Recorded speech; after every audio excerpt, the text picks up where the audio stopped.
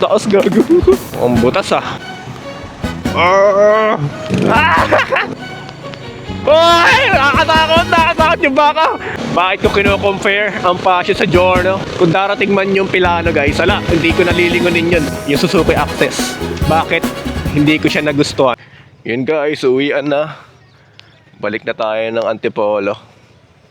So, eto, punong-puno yung bag natin.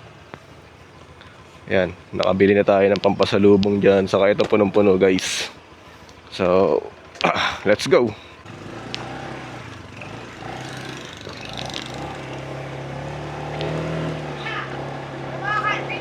Bro, ingat.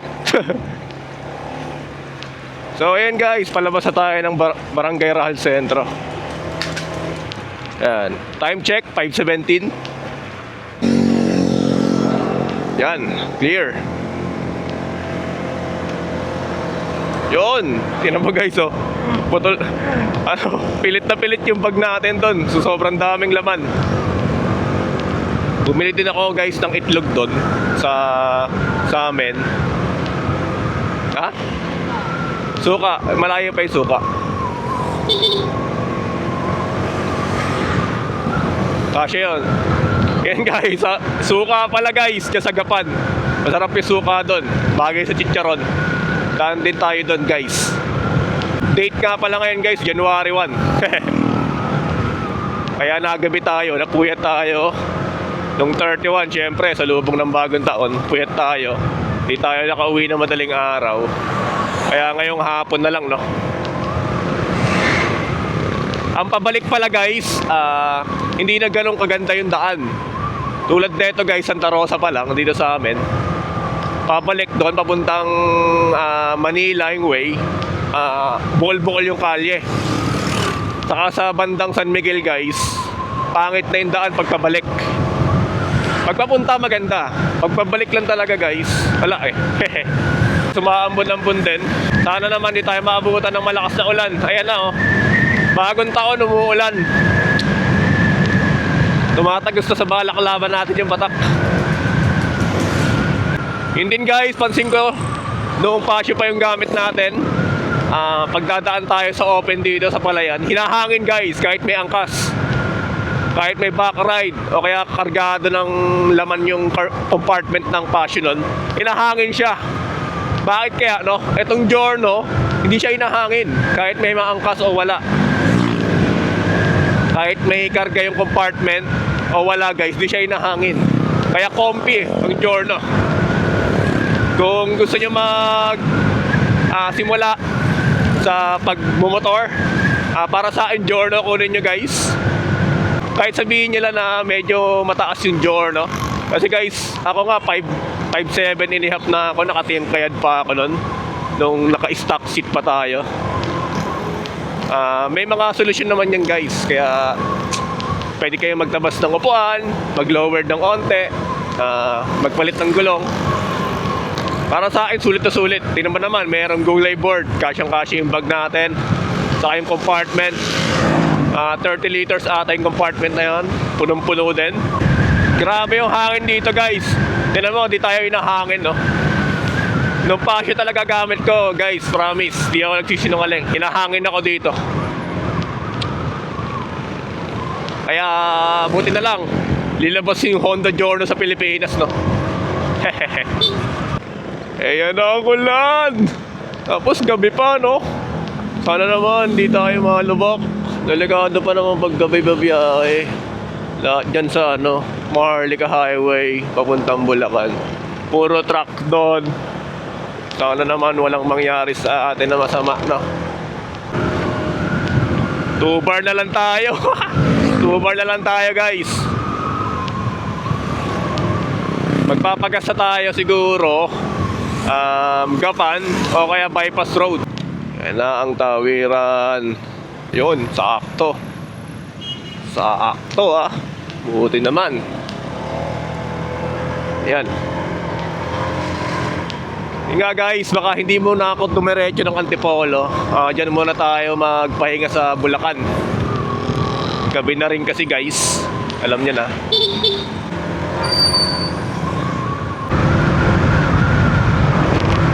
Ano?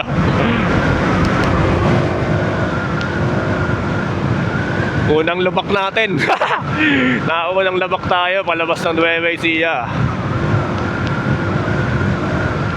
Pero kayang-kaya naman yan guys.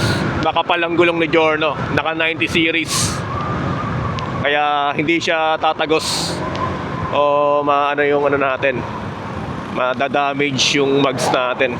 Dahil naka 90 series guys. Ayun yung kinagandahan ng 90 series. Matangkad compare sa 80 series na palapad. Saka yung gulong natin guys, di naman malambot, matigas. Kaya kayang-kaya niya i-impact. Siyempre, maganda yung shock natin. Maganda ang shock natin, bro. Melon. Bahala ka pang bumili sa mga ganyan guys, mga mura kasi yan. Kaso punong-puno na tayo eh. Sakit, tinamaan ako ng alikabok. Padilim yung ulap. Yung parte na to guys, yung pabalik, ano, ramdam yung pangit ng daan guys. Bagong asfalto siya. Pero yung ano guys, yung pagka-smooth ng ano, daan, hindi ramdam eh. Di naman siya lubak. Maalog. Di tulad sa kabila, ayan, sa kaliwa natin, pabalik. Smooth talaga siya guys. Ewan kung bakit, no. Siguro, syempre mag-aangkat dito. Nueva Ecija, loaded yung truck. Papuntang south, pa Manila. Kaya nasira yung daan sa bigat ng truck. Pauwi naman, syempre wala nang karga yon. Kaya medyo tumatagal yung lifespan ng sa kaliwa. Yung daan sa kaliwa guys. Compare dito. Ayun, yun ang sagot. Ito guys, yung signal light nya, nakakasilaw masyado. Blinker yan eh. Ito yung kanina, naka-signal light na parang tanga. Ano pala to? Nauna sa atin.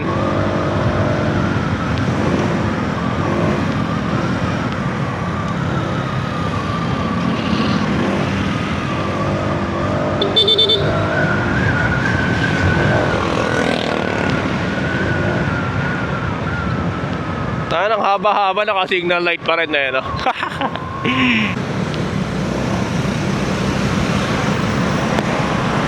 Yun guys, nasa tulay na tayo ng San Leonardo, patawid ng Gapan. Yun nakakita ko ng Ferris wheel doon, Di ko alam yan, Yan ata yung Gapan Park ba yun guys? Yung laki ng Star City, ganyan guys yun eh. Yung Ferris wheel sa Star City, kitang-kita. May mga Christmas light din. Medyo matatagalan tayo makauwi ngayon. Traffic. Sabay-sabay din kasi uuwi yung mga lumuwas. Yung mga main character, kagaya ko. Main character tayo guys eh. Oy. Ayun mga naka-white plate guys. NCR yan. Dami ako nakita, naka-motor din. Mga naka-NMAX. Pabalik na ng Manila. White plate. Ayun, time check guys, 5:51. Nasa Gapan na tayo. Bayan ng Gapan. Mamaya pa yung arco guys. Nasa 8 km pa yon bago 8 km ba? O mga ganun guys. Malayo pa dito yung arco. Ihinto tayo dun guys para bumili ng suka. Suka doon na tayo magpapagas sa San Ildefonso, sa Shell ba yun o Petron. Doon ako madalas magpagas guys pagpabalik na ng Antipolo. Medyo late upload tayo guys. Late upload talaga. Kasi nga mabagal din yung net sa amin sa Nueva Ecija. Di tayo nakapag-upload. Wala din akong dalang laptop. Gusto ko guys sa laptop nag-upload eh. Yun din pala guys, napansin ng backride natin. Yung girlfriend ko, yung presyo ng gas dun sa Gapan, 70, di ba babe? 70 saka 80. Check natin sa video pag na-edit natin, no? So guys, malapit na tayo sa Arco. Ito na kasi yung palatandaan dun guys, tindahan ng suka, chicharon, pasalubong yan, tindahan ng pasalubong. Hahanap tayo ng suka, RJ Suka ba? Ayun, nakita ko na. Sundan lang natin tong tricycle. Ayan, oh. Oh, fuck, pero kaya ng journey yan. Kaya yan. Wag lang yung malalim, para di tayo sumemplang. Fuck.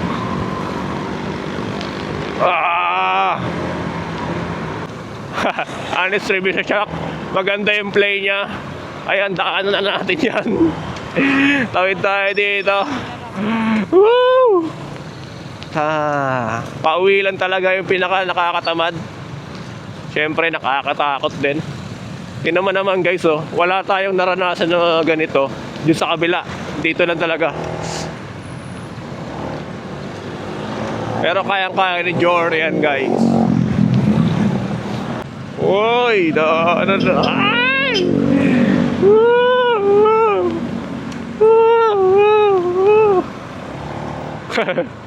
Ayan, nalalim yan.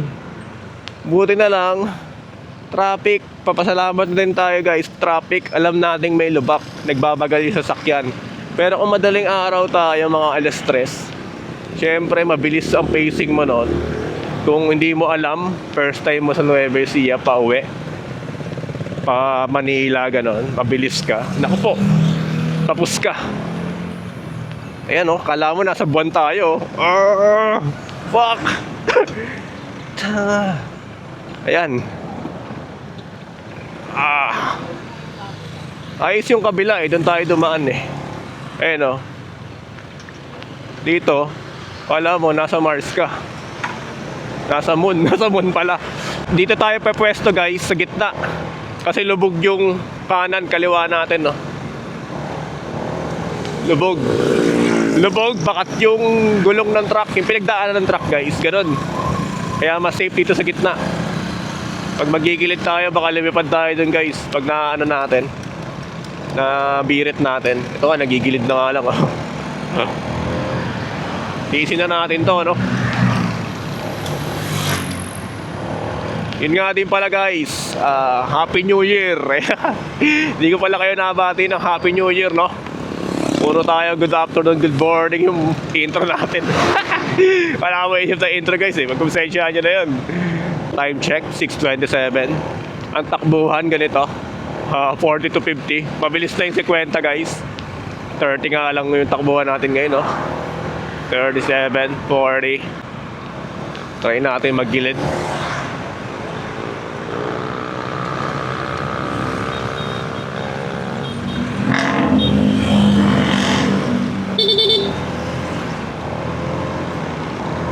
Oy, kitang-kita yung liwanag ng sasakyan dito. Traffic papuntang Maynila talaga, ano. Akala ko hanggang dito lang. Hanggang Bulacan lang. Hanggang San Rafael yung pala. Sa tingin ko hanggang dulo na yan guys. Ganito ang pacing natin. Eh po. Tawa. Taas gago.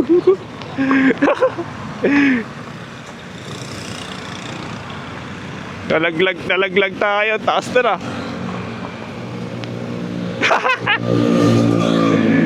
Taas ba yun, Beb? Oo. Sumabit kaya? Hindi. Hindi naman eh, no? Hulog. Sabi ko sa inyo, wag tayo maggilid eh. Nahulog nila sa likod natin, sumunod eh. Hindi ko alam eh. Ang taas gagi. Tinamaan kaya yung makina nun guys. Mukhang butas ah. Kinakabahan ako guys, mukhang butas. Lupa naman siya, okay lang yan. Taas din nun ah. Oy, nagbabagal na. Kaya na naman. Otak. Sabi ko sa inyo guys, di ba? Tingnan naman yung vlog natin guys. Smooth na smooth. Yung vlog natin pa Aurora, pa Nueva Ecija. Smooth na smooth yung biyahe natin. Pero dito, putik na yan. Ito na naman, mataas na naman to. Mataas na naman to, sabi ko na ba eh. Hindi pantay yung kalye. Motik na tayo dun guys ah. Pero mas mataas pa rin yung kanina.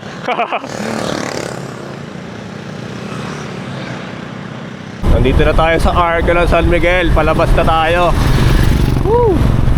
Grabe talaga ang San Miguel. Pauwi. Lubak, lubak. Dito na tayo magpapagas sa may Altex o Petron ba yun guys? Yung malapit sa bypass road. Tingnan mo guys, takbong 30 lang talaga tayo, 40 ano. Kanina pa tayo. Pauwi ng ano no. Pauwi ng bahay, takbong 40. Iba ang bibilis guys eh no. Bibilis oh. Ako hindi ko susugal yung ano ko dun. Ano? Isa lang ang buhay natin guys. Bakit ka pa magmamadali? Diba? Wala naman tayong hinahabol.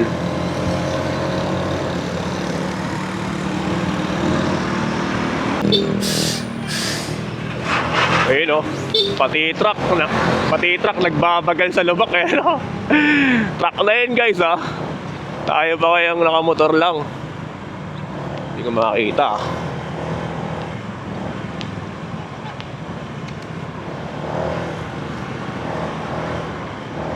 Ay, gagi. Bala.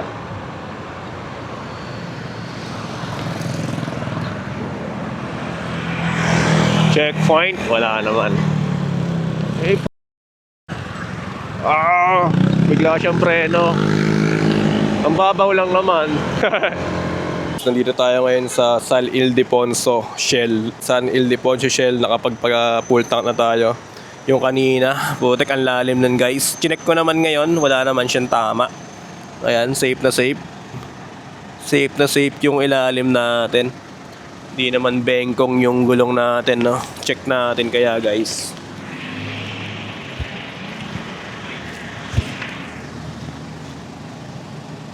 Diretso pa rin, goods na goods. Goods na goods yung 90 series na gulong, no?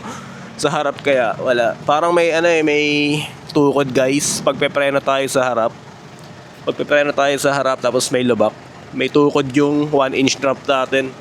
Kaya payo ko sa inyo guys, kung naglo-long ride kayo, madalas, wag na kayo magpa semi-lowered. So ayun guys, biyahe na tayo ulit. Pabalik na tayo dito sa highway. Okay, safe na safe yung journey natin. Wala yan tama. Pero kung concrete yan guys, binagsakan natin. Tapos ano, may naka-uslim ba to, tatama talaga siguro. Pero wala eh. Mahal tayo ng Diyos, di tayo pinabayaan. Ito guys, palabas na tayo ng San Ildefonso. Dumaan na tayo dyan sa bayan. Grabe traffic dun guys, dun naiipon yung sasakyan. Yung mga pampaserong bus, tricycle, truck, doon naiipon. Sa banda dun gitna guys, sa papasok sa bayan ng San Ildefonso, yung bayan nila doon, butik yung lubak. Wala ka ng takas. Kahit manggilid ka pa. Kahit manggilid ka guys, wala ng takas. Kaya yan, tiniis-tiis ko na lang yun eh. Tinatagan ko na lang yung braso ko. Saka lagi ko sinasabi guys, tatagan nyo lang lagi ang braso nyo. Kahit mabulaga kayo, di nyo nakita yung lubak. Basta laging ready, laging handa yung braso nyo, laging matigas. Hindi kayo sasemplang guys, kahit gaano kalaki yung lubak. Basta matigas yung braso nyo, tatagan nyo lagi. Pero kung chill ride lang kayo, nakapatong lang, parang wala lang sa inyo, parang nagbabike lang kayo sa kanto, ganon yung pagkakahawak nyo sa manibela. Konting lubak lang guys, sigurado, tinan mo, slide ka, semplang ka. Ayan guys, kita nyo ba? Sa gitna, flat, gilid, lubog. Malapit na tayo guys sa likuan, papunta Plaridel Bypass Road. Ayun guys, tingnan nyo. Kaya safe to safe sa gitna. Yung Ion, kasyang-kasya, sakto-sakto sa ano, Hyundai Ion ba yan? Sakto-sakto sa gitna. Ang cute eh. Aleta sa sasakyan niya. Oh, ayun oh. Kala mo riles eh, no? Patakbo-takbo 40 lang tayo, nakakaraos. So time check, 7-Eleven. 7-Eleven na. San Rafael, ayan na. Ramdam na ang presensya. Ang presensya ng San Rafael. Wow, may pa-screen pa sila ah. Sana all, no? San Rafael, let's go. San Rafael, ayan na guys, ang bubukal sa'yo. Welcome. Welcome to San Rafael. Ayan no. Woo! Ultik na yan.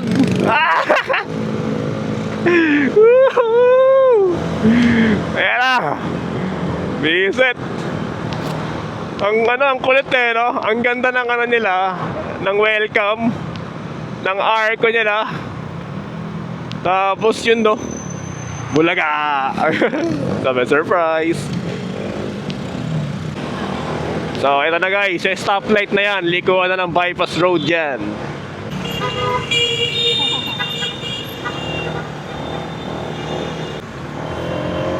Ito guys, bypass road na. Ang dami nag-i-stop over dito. Doon pa rin tayo dadaan pala guys, sa San Rafael. Sa papasok dyan. Ito kasi ano to eh, Maharlika Road yun, San Rafael na yun. Dito tayo ulit. Ano, papahinga na lang tayo dyan sa Bulacan no. Bahala ko, diretso na sa Antipolo. Pero, ala, gabi na kasi. Kaya dyan muna tayo sa Bulacan, sa San Jose. Magpapahinga.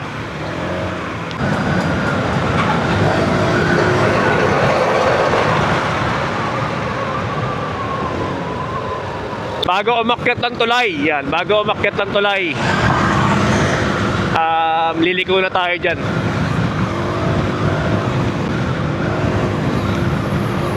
Kaya pwesto na tayo sa kaliwa.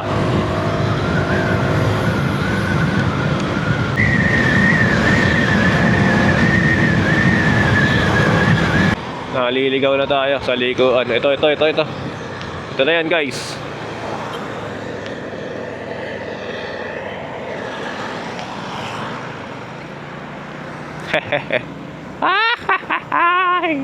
So guys, pasok na naman tayo ng bypass road. Another bypass road dito sa Bulacan. Sa Lubacan, mas delikado dito. Grabe yung lubak, madilim. Ano naman, walang mangyari sa atin. Yung magandang kalye na to, yan, binabagtas natin. Maganda pa to. Mamaya guys, pagpapasok na dun sa parang gubat, dun, bitak-bitak na dun. Ito ata yun eh. Ito na ba yun? Hindi ko na kabisado guys, pag madilim. Basta maganda pa yung bungad neto guys, pagpapasok kayo dito. Ito na ata yun guys, yung walang linya. Sabi ko na yun eh. Sabi ko na nga ba, yun na yun eh no. Dahan-dahan na tayo dito guys. Takbon 30 lang ulit tayo. Ayun ang palatandaan guys, pag naputol na yung linya, pag naputol yung linya, ibig sabihin, yun na yung warning na puro lubak na sa dadaanan nyo. Oh, di ba?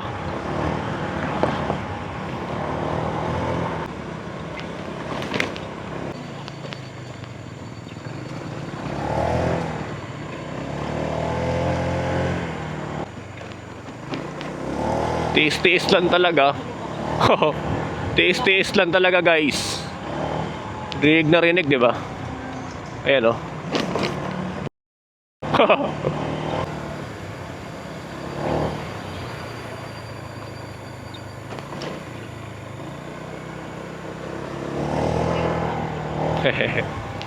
Naliligaw na sila.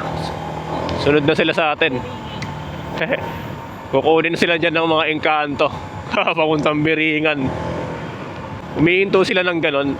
Delikado guys dito. Hihinto-hinto ka dito. Delikado dito sa bypass road na to. Maagawan ka ng motor dyan. Kaya dire-diretso lang, butik. Basta pag may nakita kang nasiraan, hihingi ng tulong. Wag na, diretso mo na. Bahala siya sa buhay niya. Unahin mo yung sarili mo. Safety first. Ay, Kaya makulisap na naman. Uy. Eto guys. Uy, malalobat na tayo. Malalobat na. Ito guys, oh, dito wala ka lang ilaw. Uy. Grabe. Ayan na guys. Naubusan na ng poste. Naubusan na ng budget si Congressman. Wala nang budget, oh. Ang dilim. Pero gusto ko to guys sa Giorno. Para kitang-kita yung daan, no. Kasi kayang-kaya ng ilaw eh. Kayang-kaya ng stock light to Giorno pag sobrang dilim. Pero pag may mga street lights, wala na. Supot na yung ilaw niya. So what? Ang ganda. Ano yan? Resort? Ang ganda na ito guys, ha. Old school, no. Nawala yung naka-motor kanina. Ito yung bebo. Yung isa-isang vlog ko. Itong lubak na to. Yung bahain dito guys eh. Hahaha. Ang dilim, oh. Woo! Ay! Ay! Ay! Putik na yan guys! Ay! Nakakatakot yung baka! Minit na yan! Minsan, kinabahan ako. Kala ko ano yun? Ang laki! Ang laking mata! Baka pala! Grabe, babe! Woo! Ito na! Ang pinaka-content natin! Papuntang Biringan! Walang hintuan to guys! Diba? Pinababa din yan, no? Respetuhan lang tayo dapat dito. Pag nakababa yung high beam, bababa din dapat. Yung kanina sa kasalubong natin, no? Ayaw ibaba. Yung pala, dahil sa likod natin, yung motor na ang tawag doon. Naka motor star ba yan? Euro. Yung kamukha ng Honda Click. Kaya ayaw niya ibaba na, ayaw gumamatigasan siya. Ayan, no? Kasi nung umalis tayo guys dito, di ba 4:30, magpa 5, medyo maliwaliwanag naman na. Marami din nadaan. Pero gantong oras, parang patay na eh. Puta, walang dilim mo. Diba? Oops, di mo alam kung babangga ka na, no? Kung wala kang headlight dito guys, patay ka dito.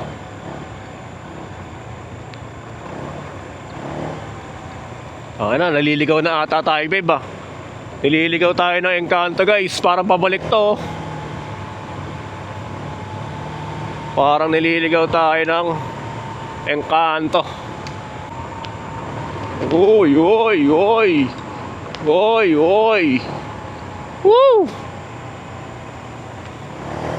Ito na guys, yung San Rafael sa Arco, Barangay Pulo. Nag-stop over tayo saglit dyan. Inom ako ng kape. Yung kopi ko. Para di naman tayo antokin. So, time check, 8:06. Dito pa rin tayo sa Barangay Pulo. May Alphamart dyan guys. Suminto muna tayo dyan. Pahinga saglit. Palabas na tayo ng San Rafael, Bulacan. Ito na. Ito yung arco ng San Rafael. What the fuck? Kawawa naman si Lolo. Nagulat ako guys, ah. Pala akong sorry Lo, napagbintakan pa kitang multo. Papunta na tayo ng Angat ngayon. Naabutan na tayo ng ulan. Uulan na dito. Ayan, oh. Ang lakas. Ambon-ambon siya, pero ang lalaki ng patak guys. Mabasa yung backpack natin. Ayan ang ulan. Minaalas naman, no. Anyway, Besia, padilim pa lang doon. Pero sa Bulacan, ito na siguro yung ulap. Dito tayo naabutan. Ito guys, pakanan na tayo dito. Patawid ng tulay. Yung mga nasa harap natin, nagsihintuan sila. Oy! Oy! Oy! Oy! Oy! Nailagan ng dalawang butas. Ayan to guys. Paano na to guys? Papuntang Angat Road. Papuntang Angat, yan.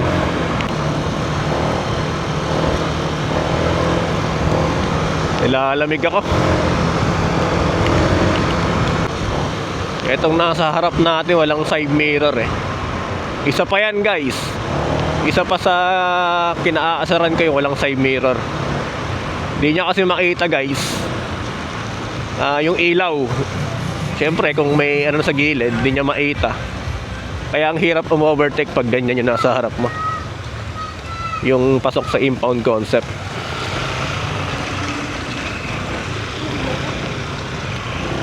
Lakas na ng ulan.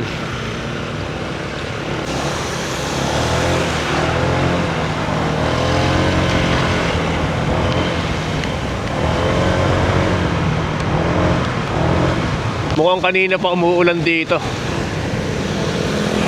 Ayan o. Basang-basa na siya guys. Pasalamat pa rin tayo. Hindi natin naabutan yung ganong kalakas na ulan. Paambon-ambon na lang. Lagi ko rin sinasabi. Yung Duro brand, stock tire ng Giorno.